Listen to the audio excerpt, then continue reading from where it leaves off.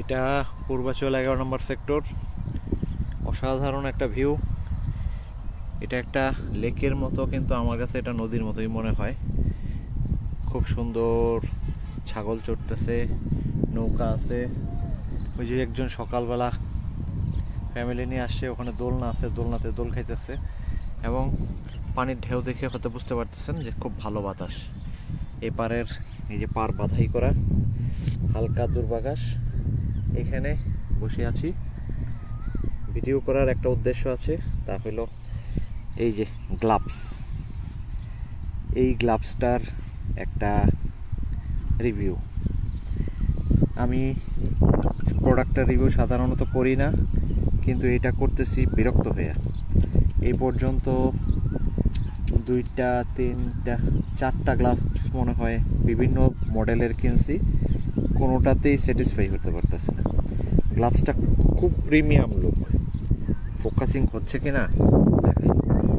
এটার উপর এক ধরনের রাবার দেওয়া, দারুণ লাগতেছে।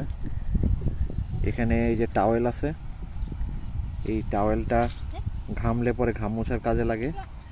এই যে জেল, 2টা জেল আছে। আর বাকি যে ডিজাইনগুলো, এগুলো উঁচা, এগুলো ফোম।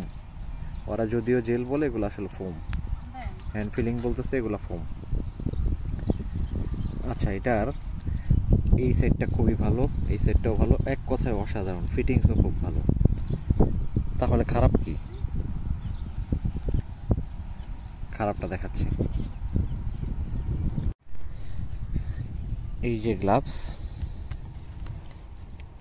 এটা জেল, এটা জেল, এটা ফোম, কিন্তু এখানে এই যে কালো কালো এগুলো এক ধরনের রাবার, গ্রিপিং খুব ভালো করে। এখানেও গ্রিপ আছে, এখানেও গ্রিপ আছে। এটা হচ্ছে টাওয়েল, ঘাম মোছার জন্য। আর এই রাবারগুলা ডিজাইনের জন্য দিছে না কি কাজে দিছে আমি বুঝতে পারতেছি না। এগুলা কোনো কাজে লাগে না, ইউজলেস। তবে হ্যাঁ, যদি হালকা টালকা কোনো বাড়ি লাগে এখানে, তাহলে এটা প্রোটেকশন করবে। তো প্রবলেমটা হইল, এই দেখেন,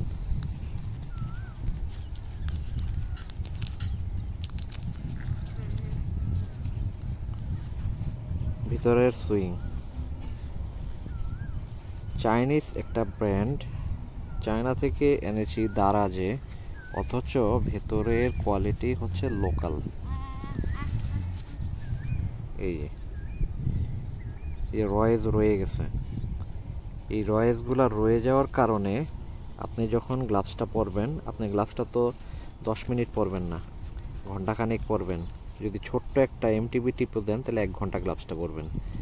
1 ঘন্টায় গ্লাভসটা পরলে এই যে সুইংয়ের যে সেলাইয়ের যে বাড়তি কাপড়টা, স্পোর্টস আইটেম শরীরের সাথে লেগে থাকে বা হাতের মধ্যে টাইট হয়ে লেগে থাকে। এই ফিলিংসটা যত টাইট হবে তত কমফোর্টেবল হবে। এটা যারা ক্রিকেট খেলার গ্লাভস পরছেন তারা জানেন। তো এটা যত টাইট ফিটিং হবে তত বেশি আরাম পাবেন, কন্ট্রোল বেশি থাকবে। এটা খোলার পরে দেখবেন যে হাতের বিভিন্ন জায়গায় ওই যে সেলাইয়ের যে কাপড়ের যে ভাঁজগুলো, সেই ভাঁজগুলোর দাগ পড়ে গেছে। আরেকটা ব্র্যান্ড ছিল বদুন, বদুনটাও পরতে খুব আরাম ছিল, কিন্তু পরে দেখি যে খোলার পরে ওই যে হাতের মধ্যে এই যে বাড়তি যে রয়েসের শেপের এই দাগগুলো পড়ে যায়। অর্থাৎ এগুলা মেডিকেটেড গ্লাভস নয়, এগুলা শুধু আসলে সুন্দর করে তৈরি করছে, বিক্রি করতেছে, আর আমরা পড়তেছি। এখানে একটা ব্র্যান্ড দিয়ে দিছে, এই ব্র্যান্ড দেখে আমরা পাগল। আসলে এই ব্র্যান্ডের কোনো ভ্যালু নাই, কিছুই নেই। এটাই হলো চিপ চাইনিজ আর ব্র্যান্ডের, জেনুইন ব্র্যান্ডের মধ্যে ডিফারেন্স। আশা করি এটা দিয়ে আপনারা অন্যান্য সমস্ত প্রোডাক্ট সম্পর্কে একটা ধারণা পাবেন যে সস্তার 3 অবস্থা। Thank you.